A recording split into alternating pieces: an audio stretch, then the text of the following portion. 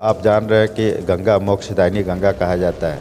साथ ही ये हमारे आर्थिक विकास का भी जो हमारी सभ्यता तो कहा जाए तो वहीं पे आज विकास भी हुआ था। तो गंगा केवल हम एक स्नान करने के लिए या आध्यात्मिक ही नहीं, एक आर्थिक महत्व का भी वो रूप धारण कर रही है। और मतलब कि जन्म लेते हैं तो गंगा किनारे जाते हैं और मृत्यु होता है तो फिर हम गंगा किनारे जाते हैं। तो निश्चित रूप से गंगा हमारे जो माँ का दर्जा दिया गया है वह राष्ट्रीय नदी के रूप में हम जानते हैं। और वो अगर है एग्जिस्ट तो हम लोग एग्जिस्ट में हैं। और अभी आप देख रहे हैं कि ये महाकुंभ हो रहा है, उस गंगा के तट पे ही हो रहा है। तो निश्चित रूप से इसका बहुत महत्वपूर्ण समाचार पत्र के माध्यम से और टीवी चैनल के माध्यम से मैंने पढ़ा था। और इस पर हमारे जिला गंगा समिति और जिला प्रशासन भी सब बहुत सारे सघन छापामारी भी चल रही है। और मैं चूँकि भू विज्ञान का विद्यार्थी हूँ तो मैं उस पहलू को छूँगा। नमस्कार, मैं हूँ गोविंद ठाकुर और आप देख रहे हैं ZTV भारत न्यूज।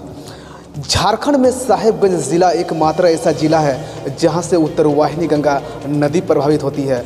लेकिन वर्तमान समय में अगर गंगा की स्थिति की बात की जाए तो वो कहीं ठीक ठाक नहीं चल रहा है, क्योंकि गंगा किनारे अगर आसपास के क्षेत्रों में देखा जाए तो धड़ल्ले से वहां पर जो है मिट्टी की कटाई की जा रही है। मेरे साथ जो है जिला गंगा समिति की मेंबर जो है डॉक्टर रंजीत सर हैं, उनसे हम लोग बातचीत करेंगे और जानेंगे कि सर आप जिला गंगा समिति की मेंबर है सर, खास करके अगर गंगा की बात की जाए सर तो हमारे दर्शकों तक बताएं सर कि गंगा की महत्वता क्या है। पहले तो आप जान रहे हैं कि गंगा मोक्षदायिनी गंगा कहा जाता है। साथ ही ये हमारे आर्थिक विकास का भी जो हमारी सभ्यता तो कहा जाए तो वहीं पे आज विकास भी हुआ था। तो गंगा केवल हम एक स्नान करने के लिए या आध्यात्मिक ही नहीं, एक आर्थिक महत्व का भी वो रूप धारण कर रही है। और मतलब कि जन्म लेते हैं तो गंगा किनारे जाते हैं और मृत्यु होता है तो फिर हम गंगा किनारे जाते हैं। तो निश्चित रूप से गंगा हमारे जो माँ का दर्जा दिया गया है वह राष्ट्रीय नदी के रूप में हम जानते हैं। और वो अगर है एग्जिस्ट तो हम लोग एग्जिस्ट में हैं। और अभी आप देख रहे हैं कि ये महाकुंभ हो रहा है, उस गंगा के तट पे ही हो रहा है। तो निश्चित रूप से इसका बहुत महत्वपूर्ण है। और इसके किनारे रहने वाले लोग भी बहुत अपने को भाग्यशाली समझते हैं। तो पुण्य तो है ही, उसके साथ साथ वहाँ पे अपना खेतीबाड़ी कर करके जीविकोपार्जन, मछली पालन कर करके जीविकोपार्जन भी करते हैं। लेकिन सर खास करके वर्तमान समय में अगर देखा जाए तो चाहे साहेबगंज ज़िला मुख्यालय के बगल से हो, सदर प्रखंड से हो या फिर उधवा प्रखंड तक, गंगा किनारे सर गंगा की मिट्टी की कटाई सर धड़ल्ले से की जा रही है। सर ये कहीं ना कहीं सर नियम और सिस्टम के खिलाफ है। जिला गंगा समिति का मेंबर है सर, आप इस पर क्या कहेंगे? देखिए, मैं भी समाचार पत्र के माध्यम से और टीवी चैनल के माध्यम से मैंने पढ़ा था।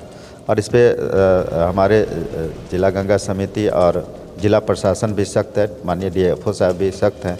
और इसके लिए बहुत सारे सघन छापामारी भी चल रही है।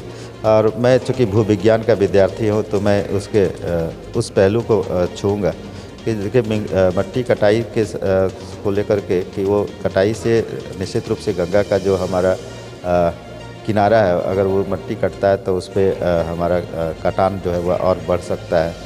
दूसरा, इकोसिस्टम को वो कुछ न कुछ वो प्रभावित करता है। तीसरा है कि जो मिट्टी बनने में इतने समय लगते हैं, आप जानते हैं कि मिट्टी साधारण चीज़ नहीं है। आज मिट्टी बचाओ अभियान में हमारे सद्गुरु जुड़े हुए हैं, मिट्टी बचाओ। और मिट्टी हमारा अगर वो कट जाएगा तो वहाँ पे जो उसके हैबिटाट है, जो उनके बहुत सारे जीव जंतु जो जलीय जीव है उसके हैबिटाट रहते हैं, उसी में उनका निवास करते हैं। तो उसको बचाना चाहिए। और जो भी इस तरह के हैं, जो प्रशासनिक व्यवस्था में जो कानून प्रावधान है उसके अनुसार से कार्रवाई जरूर होनी चाहिए।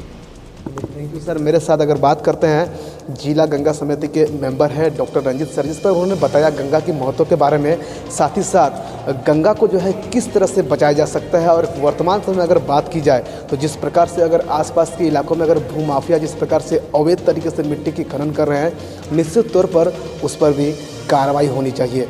Govind Thakur, ZTV Bharat news, Sahib.